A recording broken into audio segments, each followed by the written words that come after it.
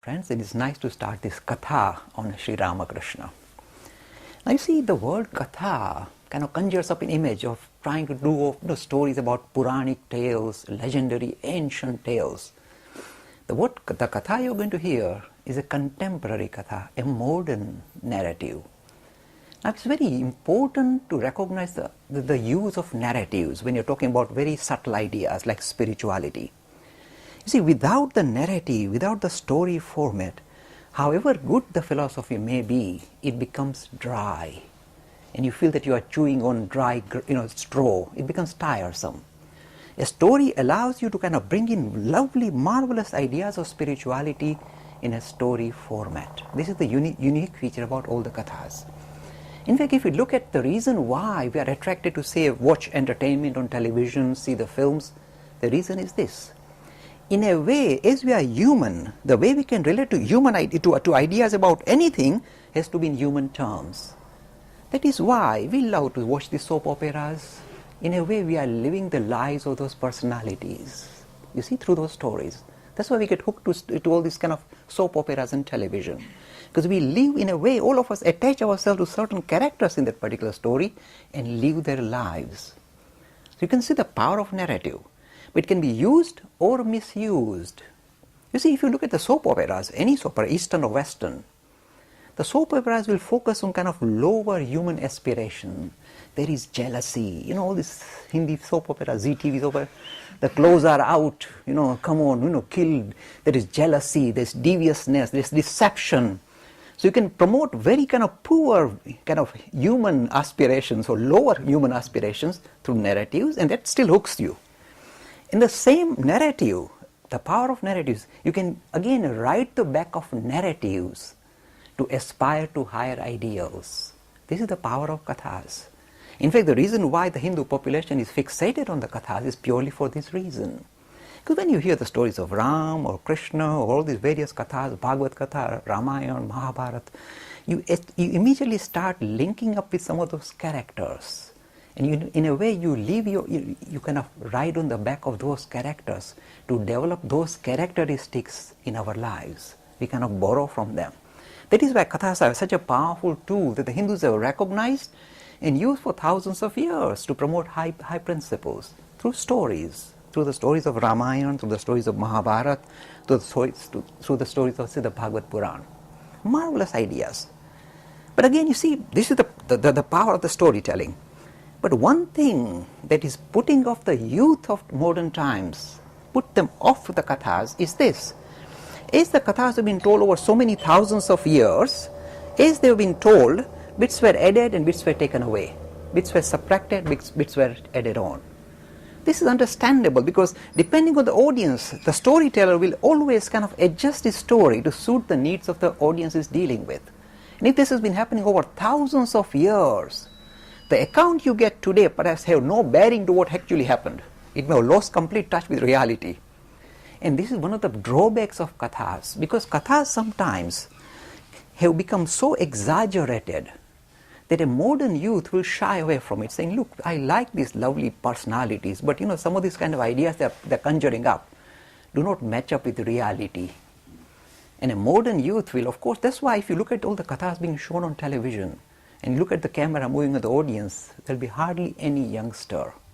Only a few children playing about, and the rest elderly people like me, with the teeth falling out, hair falling out, just about, kind of chewing cud. Bit of religious entertainment. So this is kind of visible this is why the kathas, even though they are very potent, as I said, the power of narrative to carry the audience on higher ideals is a very important tool that we must use.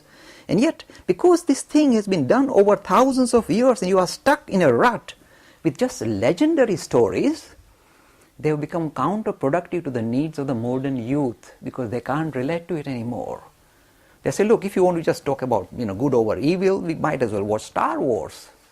Why should we watch Hanuman anymore? Because the same ideas are there, except that done in modern format with all this all these kind of gizmos, R2D2 and all the rest of them. Might as well go for that. So why should we bother with, say, Hanuman and Ramayana? They are super stories, marvelous stories, but we can adopt modern ones rather than fall back on the antique ones. So the modern youth will shy away And the other problem is this. The Kathakas do not give a health warning to their audience, especially the youth. They treat these Kathas with a lot of, use your common sense when you are interpreting the Kathas. And decide for yourself to what extent this is reality and to what extent is pure narration, pure storytelling. You must make the distinction. If you do not make the distinction, it will come, if you like, it will come in conflict with rationality, common sense, and science, and it will really offend you. It will put you away, put you off religions altogether. So this idea of Katha is powerful, but just restrict yourself to things that happened thousands of years ago, and you are not really sure to what extent this is historic or to what extent it's just made up, is becoming, if you like, has a limited validity in modern times. And this is very visible. So why should the Hindu religion, allows this idea that you evolve with the times. As time moves on, the way you relate to spirituality must be presented in a modern format. It allows for evolution. So why don't we evolve? But you see, we have a problem. Like all animals who want to evolve, they are stuck. They don't like to evolve that easily. They have to be prodded. They have to be pushed. They like to, we don't like to change. All of us are full of inertia. We don't like to lose. We are stuck with inertia. So, you see, we have to be pushed and hopefully make further progress. Ashok bhai? So, you see, the importance of Katha is a narrative to put across marvelous philosophic ideas, subtle ideas, abstract ideas in a story format which we can write on and try and incorporate them in our life is a very powerful tool. But do not limit yourself to just the kathas or the stories that came from very ancient past, because we can't distinguish what is legendary, what is reality, and this puts off the youngsters. So it's necessary to produce a katha or a narrative which is suited to the modern times, and this is what we are trying to do today. We are going to look at a personality who is as dynamic as some of the personalities of the ancient Hindus, and yet who lived in modern times, in our times. Let me tell you a little bit more before I start actually the story, the narration. You see, if you look at the night sky, you see the moon, you see the stars, you might see a comet pass by, and you say, how marvelous, you wonder. In the same way, when you look at the religious landscape, you also discover various personalities. Just like the moon, which kind of is cooling, produces a cooling effect, you find giants, spiritual giants, who become, if you like, a solace of the scorched hearts of humanity. They, if you like, continue to radiate tremendous kind of calmness and coolness that removes some of this kind of heat that we feel when we live our lives. We find such personalities. We also find those little sparkling things right in the background, the ancient sages who've been twinkling the message of spirituality without making any fuss, without beating any drums, which have influenced our society for thousands of years. The ancient rishis, the sages of India, they sparkle in the background. And we get this wondrous, some wondrous personalities like a comet going over the horizon, who come with a grand idea and kind of light up society for a short time. And we also find lots of fireflies, fireflies. They kind of buzz about, shine, shimmer, and we wonder what is happening, what is moving them. In the same way, we find these wonderful bhaktas, the devotees, who also dance about, sing and dance in the name of God.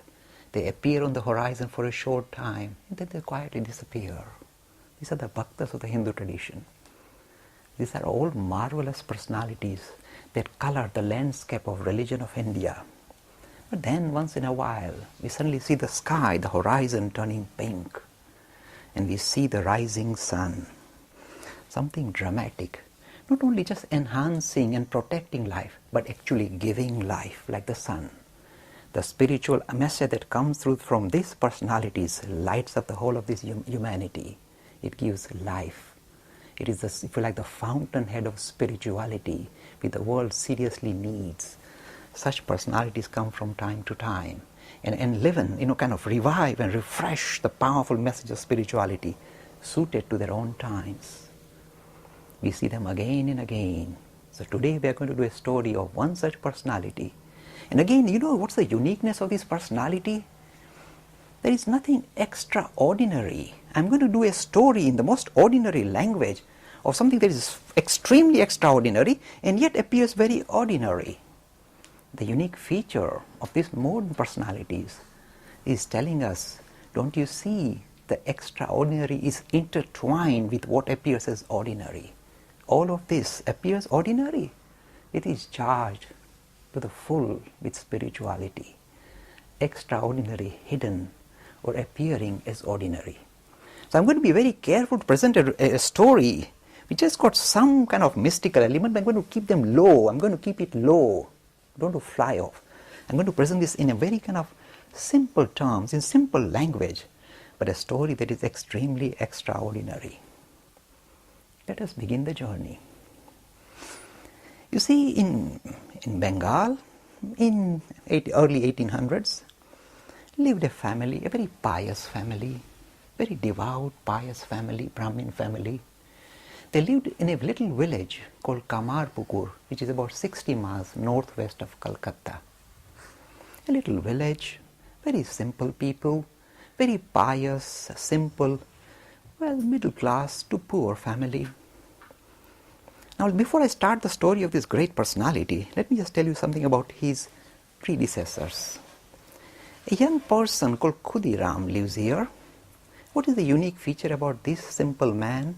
He leads a very simple life. He's got some land which he cultivates and survives on the money. This person, the whole life of this person, look at the way he leads his life. It is so strongly God-centered rather than self-centered or materialistic life. It's a spiritually driven life. How does it become visible? Look, in every Hindu home, wherever you find, the center of attraction is no longer the television, but the shrine room. They say, unless the deity that we are worshipping is looked after first, we won't even eat or drink. This is the discipline they show.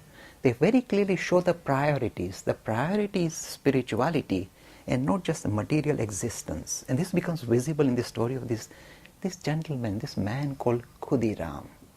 Very devout, very pious, devoted to the idea of God as Raghuvir, Ram, a great devotee of Raghuvir. Again, until Raghuvir is fed, until Raghuvir is looked after, the family won't even drink a drop of water. Devout, disciplined, with the priorities in the right way around, spirituality above a material living. Now just show you the power of this gentleman. Because he was so honest and straightforward, at one stage he used to own a lot of land. And the landlord in that particular area, for some reason, decided to take some other person to task and ask Khudiram to become a false witness so that he can win a court case. And Khudiram said, I will not play ball. I cannot bear false witness. So the landlord got angry with Khudiram and said, oh, no. If you don't play ball with me, I'm going to pinch your land because I can extend my claim onto your land too. And Khudiram had to abandon his land. He abandoned the land and walked away with his family. And some other friend said, come, I give you a small piece of land which you can cultivate and survive. He said, rather do that. He left and walked. You see the steadfastness of this principle-oriented personality was very visible. It is, you see, when you find such discipline in any family, that if you like, the groundwork has been done for the plant of spirituality to flourish. This is the background to this Sri Ramakrishna. So here is this Khudiram. He left his home, left his plot of land, and is living on a friend's land and surviving. Very pious. His wife was equally simple woman, very simple woman. In fact, guileless, nirdosh, completely guileless. No complication, very straightforward, very loving, very caring for the neighbors, very simple woman. Again, a marvelous place where spirituality can find roots and show itself, become visible. This is the father and mother of this personality, Khudiram and Chandramani. Now the story goes, see, this is a bit of mystical stuff has to come in to make story interesting. Now one day, see, when this wife was passing by a Shiva temple in the little village called